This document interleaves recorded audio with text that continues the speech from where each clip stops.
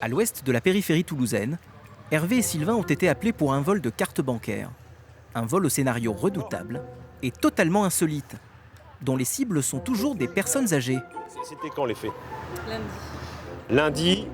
Lundi matin. D'accord. Et 2 jours après, auparavant, vous pouvez comme à montrer son un peu habitude, sur vous avez cette fait vieille dame vient retirer de l'argent dans ce distributeur. à l'intérieur. Mais sa routine est perturbée. D'accord. Donc au départ, vous êtes toute seule. Oui, je suis toute seule. Hein, donc vous faites votre opération, etc. Voilà les images de vidéosurveillance du retrait de la vieille dame. Et ensuite, donc comment ça se passe? Au départ, est-ce que vous sentez une présence ici autour de vous? Non, mais quand je suis retournée, il était là, à peu près, où il y a le monsieur. Là où il y a mon collègue. Mais oui, mais il tournait le dos. L'homme se rend au distributeur juste après elle, puis se dirige immédiatement vers la vieille dame. Lorsqu'elle revient à sa voiture, l'homme qui lui tournait le dos va l'aborder. Ouais, Pas fermer la portière. d'accord. Et là, il est arrivé, il m'a interpellé, il m'a dit voilà, madame, vous avez fait une erreur, vous avez un billet de 10 euros, vous avez oublié. Il vous remet le billet de 10 euros? Oui. D'accord, donc il vous remet le billet de 10 euros. Vous le gardez ce billet? Oui. D'accord. Donc, et ensuite, vous retournez avec lui? Vous êtes descendu de voiture? Il m'a dit suivez-moi, je vais vous expliquer. Ce billet de 10 euros, l'homme prétend qu'il est sorti du distributeur après le départ de la personne âgée. Et pour annuler l'opération, il lui conseille de revenir à la banque. Pour gagner sa confiance, il lui donne l'argent, puis l'entraîne à l'intérieur pour plus de discrétion. Qu'est-ce qu'il vous a dit de faire? Vous mettez votre carte, D'accord. et puis il m'a dit vous faites votre code. D'accord. Et donc, au moment où vous faites votre code, il le voit, lui. Eh bien oui, il était à côté de moi. D'accord. Là encore, les caméras ont tout filmé. On voit l'homme entrer avec la dame. Pour ne pas l'alarmer, il s'écarte, faisant semblant de retirer lui aussi de l'argent. Mais dès que la personne âgée commence à taper son code, il fonce sur elle pour voir les chiffres. Donc, il discute avec vous. Ouais. Et là, Et là, moi, je lui ai dit j'ai plus de carte maintenant, qu'est-ce que je fais pour récupérer d'accord. les cartes? Donc là, vous lui demandez comment je fais pour récupérer ma carte. Et là, il m'a dit c'est la machine qui les a gardées, mais la banque vous les ramènera demain. D'accord, puisque l'agence était fermée. Voilà. D'après l'homme, le distributeur aurait avalé la carte. De retour chez elle, la vieille dame s'inquiète. Elle vérifie ses comptes et s'aperçoit que près de 2000 euros ont été retirés. Pour cette retraitée, c'est une grosse somme. Mais le premier jour, je me sentais très mal. Je ne pouvais plus arriver à manger, je ne dormais pas. Enfin, j'ai été contrariée, quoi. Ouais. Je me disais, mais pourquoi j'ai fait ça? Pourquoi je l'ai suivi? Pourquoi je l'ai écouté, quoi? Ouais. Vous en vouliez un peu. Je m'en voulais, quoi. Je m'en voulais, oui. Ouais. La personne âgée s'est faite avoir et elle est loin d'être la seule. Hervé pense qu'elle a été victime d'un réseau qui écume la banlieue de Toulouse. Alors à la gendarmerie, branle-bas de combat. On a tout le monde, non? BR, oui. Le commandant de la compagnie a réuni ses enquêteurs. Parmi eux, Hervé et Yacout. Il faut répertorier tous les vols de cartes bleues, commune par commune. Et la liste est longue. Donc Fronton, on est bien d'accord, on a deux faits, on a lundi 16 mars et dimanche 3 mai, la Banque Populaire Occitane, toujours Fronton, aux environs de 10-11 heures. Donc Castelginest, alors on a des faits du dimanche 19 avril à midi, où là c'est le DAB de la Banque Populaire à Aucanville. Après, il y a un fait le 2 mai. Donc, cette fois, c'est pas la même banque. C'est la banque postale à Aucanville, sur la route de Fronton aussi. L'union, ça ferait 1, 2, 3, 4, 5 faits. Ça ferait 8 faits. Ouais. 8 vols dans cette commune. Et dans l'agglomération, une vingtaine au total. Et ces escroqueries ont tout un point commun. Un mode opératoire machiavélique. La gendarmerie a récupéré les images d'une autre banque. On y voit une nouvelle victime. Et à nouveau un homme qui joue les bons samaritains. Toujours cette même façon d'opérer. L'homme observe le code. Ensuite, tout va très vite. En une fraction de seconde, il prend la carte. Puis la glisse dans la poche arrière de son pantalon. Au ralenti, on voit le tour de passe-passe. Avec son bras gauche, l'individu distrait l'attention et dissimule en même temps sa main droite qui saisit la carte. Au final, la victime ne s'aperçoit de rien et pense que sa carte a été avalée. Les voleurs agissent lorsque l'agence est fermée. Impossible donc de la réclamer. Une méthode infaillible à un détail près. Il faut agir à visage découvert. Les gendarmes ont donc fouillé dans leur base de données. En comparant les images issues des vidéosurveillances et les photos des individus déjà connus pour escroquerie, ils ont réussi à identifier une partie des malfrats. On a une quinzaine d'individus de Marseille qui agissent en binôme. Les voleurs de cartes bancaires sont donc des Marseillais, et ils n'en sont pas à leur coup d'essai. Ce sont des multirécidivistes, plusieurs fois condamnés pour vol et escroquerie. Pour échapper aux forces de l'ordre, ils sont très mobiles et frappent partout en France, toujours loin de leur ville d'origine. En ce moment, les Marseillais agissent sur la région toulousaine. Une première pour le commandant Weckmann. Chez moi, c'est du jamais vu. Ouais, c'est clair. Là, on regarde ce qu'on répertorie, on a quand même une quinzaine de faits, voire 20 faits. Donc, ce qui devient énorme quand même. Puis ce qui devient énorme, c'est le préjudice aussi. Si on part d'un principe, 600 € en moyenne de préjudice par victime, on multiplie par 20, on est quand même déjà sur du 12 000 € de préjudice. Si quand même on commence à être conséquent. Ah bah moi, l'objectif, c'est de localiser rapidement et mettre fin à leurs agissements. Pour les enquêteurs, retrouver ces escrocs devient une priorité. Mais problème, comment les retrouver dans une agglomération d'1 million d'habitants? Pour cela, Hervé a sa petite idée. La commune où a été commis le vol est équipée de caméras de vidéosurveillance. Grâce aux images, l'enquêteur espère repérer un véhicule. Les gendarmes se rendent donc dans les locaux de la police municipale, où ils vont pouvoir visionner les images enregistrées le jour des faits. Alors, Voilà, ça c'est la victime. donc ça c'est la victime. Ça c'est la victime à droite. Comme à chaque fois, D'accord. la victime est une personne âgée. Dans une rue voisine, les gendarmes repèrent un individu suspect. On remonte un tout petit peu celle-là, là. Il ressemble à l'un des voleurs filmés par les caméras des banques. On le voit bien de face. Voilà. Stop. Ah, c'est bien lui. Ah, là, elle est belle, hein, celle-là. C'est ce qu'il m'a dit de l'audition. Voilà, Là, je le vois là. Il est là, voilà. Il regarde tout bas derrière. Ouais. Il va aller le chercher, ils font demi-tour. Quelques minutes plus tard, ce même individu rejoint la victime. Les gendarmes découvrent alors pour la première fois la technique du billet de 10 €. C'est énorme comme il a mis en Ah, confiance. mais tous ils le disent, hein. Ils font. Il est heureux, hein, C'est un truc, mais. Mais le mec, il fait propre, En peu de gentil. temps. C'est un magicien, le gars. Mais le mec, attends. Mec, déjà, il arrive avec de l'argent, il est Non, mais super honnête. Il vient de voilà, te dire c'est ça. que ça continue à sortir, Voilà. donc C'est forcément, énorme. c'est honnête pour toi. C'est honnête. Les enquêteurs scrutent toutes les vidéos du secteur autour de l'heure du vol. Ils sont sur la piste de l'homme à la casquette. Ils espèrent le voir monter dans un véhicule. Attends, voilà, ça y est. Les gendarmes viennent de le retrouver sur le parking d'un supermarché. Il monte dans cette voiture. Au volant, sûrement un complice. Les escrocs agissent donc en binôme. Et sur ces images, on peut même lire la plaque d'immatriculation. Grâce à une rapide vérification dans les fichiers, Hervé apprend qu'il s'agit d'un véhicule de location.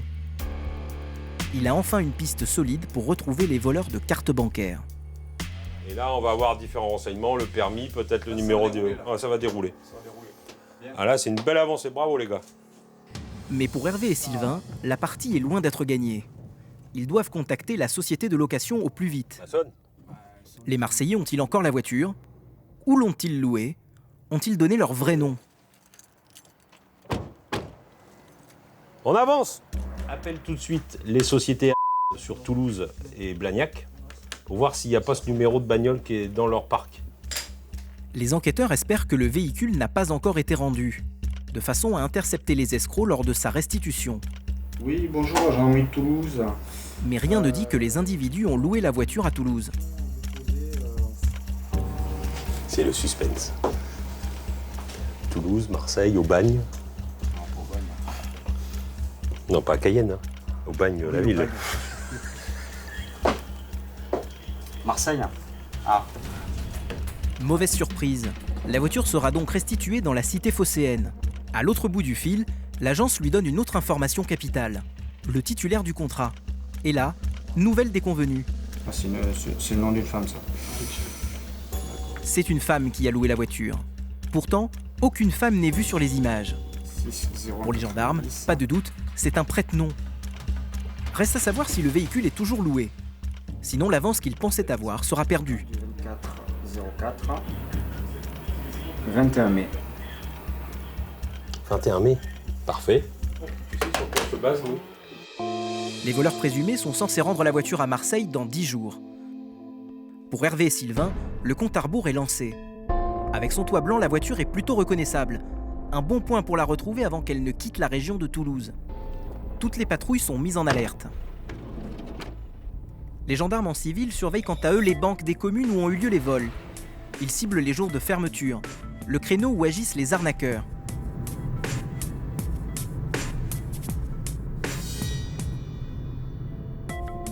Les parkings des hôtels de la périphérie toulousaine sont passés au peigne fin. La liste des clients épluchée. On va faire tout de suite le plus.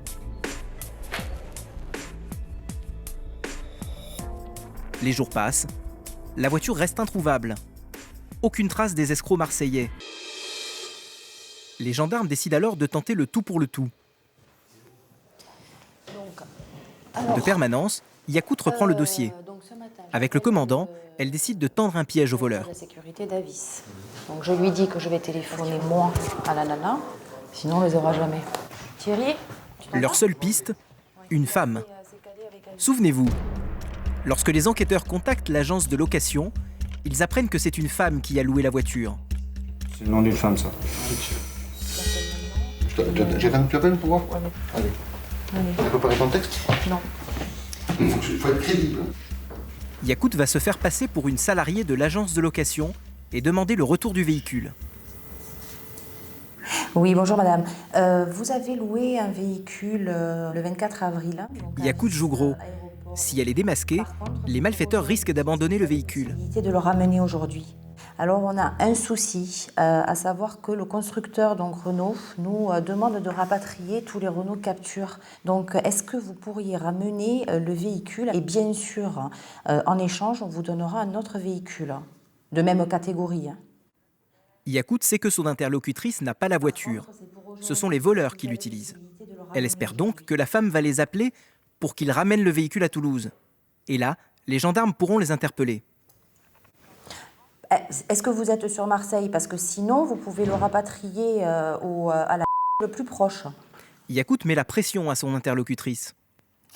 Et le problème, c'est qu'il aurait fallu nous le ramener aux alentours de 15h, quoi, de manière à ce que nous, on puisse le rapatrier dès ce soir. Ce que ne sait pas la femme au bout du fil, c'est que son téléphone, bien identifié, va être tracé.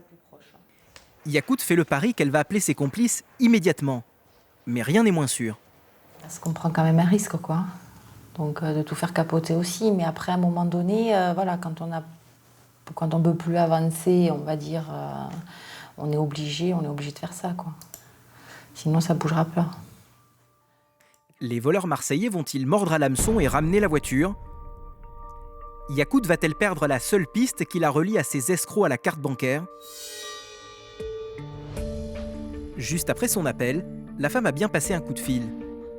L'enquêtrice suppose que ce sont les utilisateurs de la voiture. Elle demande alors la géolocalisation des téléphones. Après plusieurs heures, la réponse tombe. Ils sont à Marseille. S'ils ramènent la voiture, ils le feront là où ils l'ont prise, à l'aéroport. Et si le piège fonctionne, ils s'y rendront dans moins de 3 heures. Yacout alerte ses collègues sur place.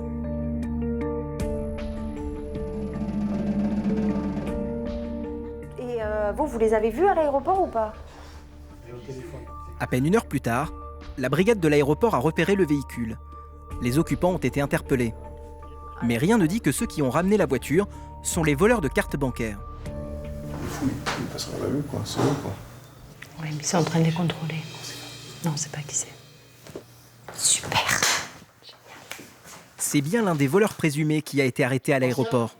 Super. C'est bon, vous passez la vue. Et la fille aussi. La fille aussi, vous passez à faire le deuxième. On démarre. Le piège a fonctionné. Direction Marseille. Il faut aller chercher le voleur présumé et la femme qui a loué le véhicule à son nom. Ils doivent être entendus à Toulouse et le temps presse.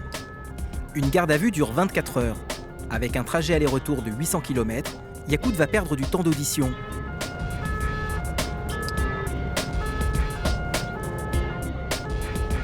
Trois heures plus tard, l'aéroport de Marseille est en vue.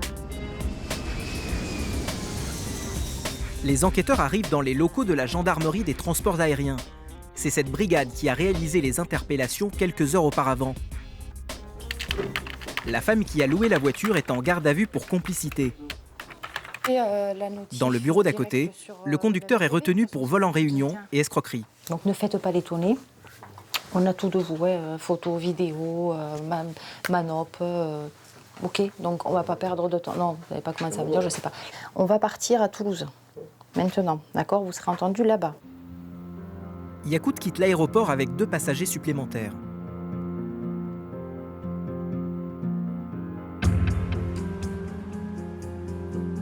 Le lendemain matin, retour à Toulouse. Après une courte nuit, Yakout fait un point avec Fred. C'est lui qui entend l'auteur présumé des vols. À ce stade de l'interrogatoire, le mis en cause affirme ne jamais avoir quitté Marseille.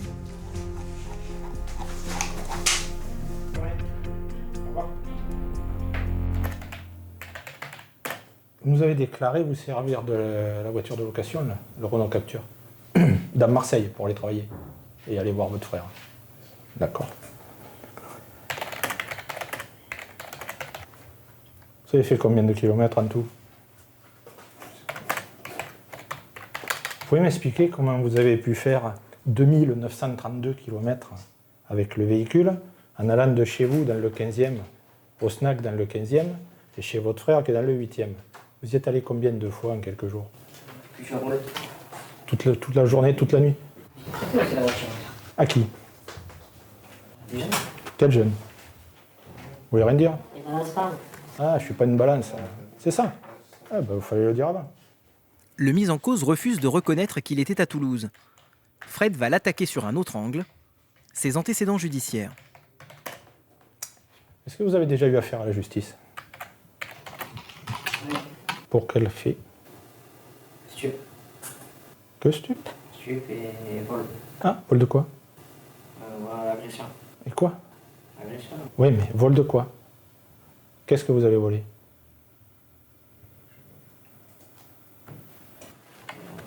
Carte bleue, je crois. Ah, une carte bleue, mince.